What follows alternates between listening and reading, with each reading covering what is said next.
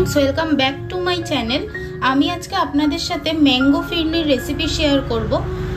Mango ফিরনিটা বানানোর জন্য দেখুন আমি এখানে গোবিন্দভোগ চাল নিয়েছি 100। এইটা আমি জলে ভিজিয়ে রেখেছি 5 থেকে 10 মিনিটের জন্য আমি ভিজিয়ে রাখবো। আর এখানে আমি আম কেটে নিয়েছি, দেখুন পিস পিস করে আমগুলো আমি কেটে নিয়েছি। 5 থেকে 10 মিনিট হয়ে গেছে। এরপরে আমি চালটা দেখুন ভালো করে পেস্ট করে নেবো। বেশি পেস্ট করবো না, একটু দানা দানা থাকবে, এরকম ভাবে পেস্ট করে নেবো।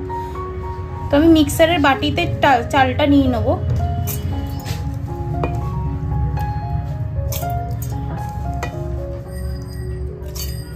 পুরোটা এরকম ভাবেই নিয়ে নেবো আমি। দেখুন কিছুটা জল সমেত চাল আছে, এইটা আমি দিয়ে দেবো এর মধ্যে। এরপর আমি ভালো করে পেস্ট করে নেবো। আমি চালটা কিন্তু দানা দানা করে পেস্ট করে নিয়েছি। এরপর আমি আমটাকেও মিক্সির মধ্যে দিয়ে পেস্ট করে নেব।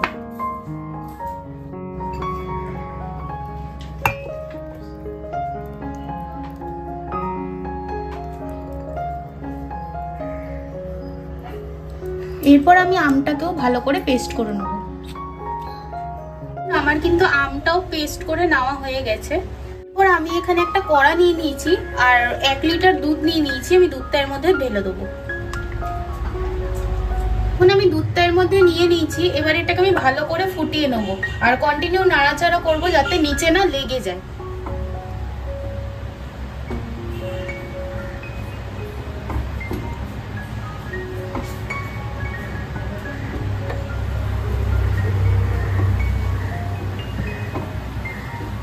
দেখুন দুধটা কিন্তু অনেকটাই ফুটে এসছে, আর একটুখানি আমি কিছুক্ষণ ফুটিয়ে নেব। আর দেখুন পেস্ট করে রাখা চালটা আমি আস্তে আস্তে এর মধ্যে দিয়ে দেবো।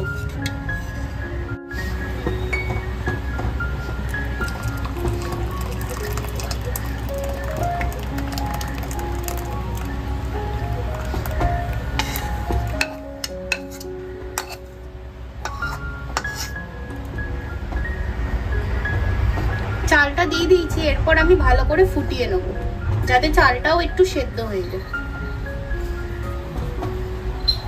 এখন চালটাও অনেকটাই ফুটে এসছে। এর মধ্যে আমি এই হাফ বাটি মতন চিনি দিয়ে দেবো। আপনারা স্বাদ অনুযায়ী চিনিটা দেবেন। যেহেতু আমি আমটা দেবো তাই আমটা মিষ্টি, তাই চিনি আমি বেশি দিচ্ছি না। দিয়ে আমি ভালো করে নাড়াচাড়া করে নেব।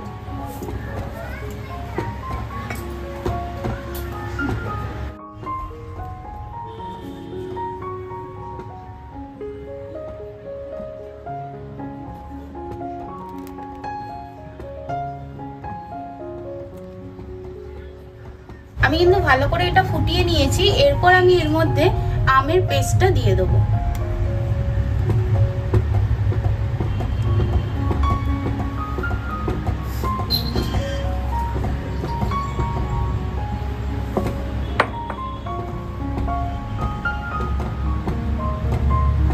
আবার আমি ভালো করে নাড়াচাড়া করে নেব।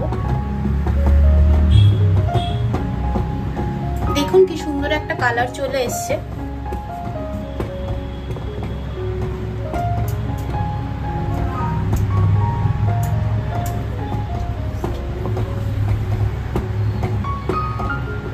দেখুন কি সুন্দর আমের কালারটা চলে এসছে।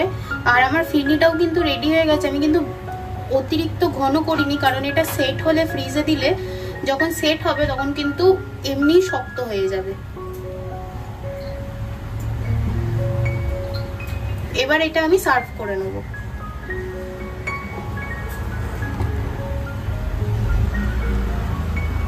এখন আমি সার্ভ করার জন্য এখানে মাটির দুটো ভাঁড় নিয়ে নিয়েছি। এটা ফিরনির বাটিও বলতে পারেন আপনারা। এইটা আমি কিন্তু কিছুক্ষণ জলে চুবিয়ে রেখে দিয়েছিলাম, কারণ মাটির গন্ধ বেরোবে যদি আমি ডাইরেক্ট ইউজ করি। আর ভালো করে ধুয়েও নিয়েছি। তো এর মধ্যে আমি ফিরনিটা সেট করব। এর মধ্যে করে আমি যদি ফিরনিটা দিই তাহলে কিন্তু দিয়ে ফ্রিজে যদি রেখে দিই তাহলে কিন্তু ফিরনিটা একদম পারফেক্ট ভাবে সেট হবে। চাইলে প্লাস্টিকের বাটি বা কাঁচের গ্লাস বা সেরামিক পটেও দিতে পারেন, কিন্তু মাটির বাটিতে একদম পারফেক্ট সেট হয় দোকানের মতন একদম।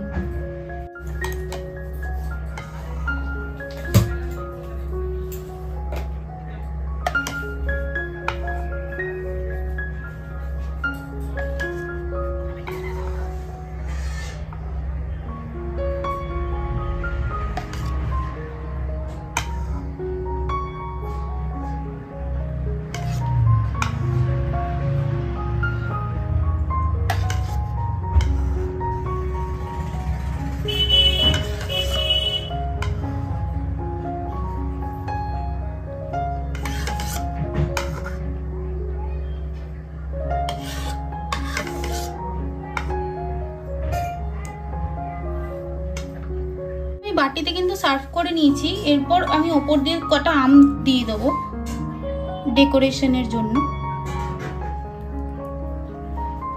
আপনারা চাইলে ড্রাই ফ্রুটসও কিছু দিতে পারেন, আমি দিলাম না।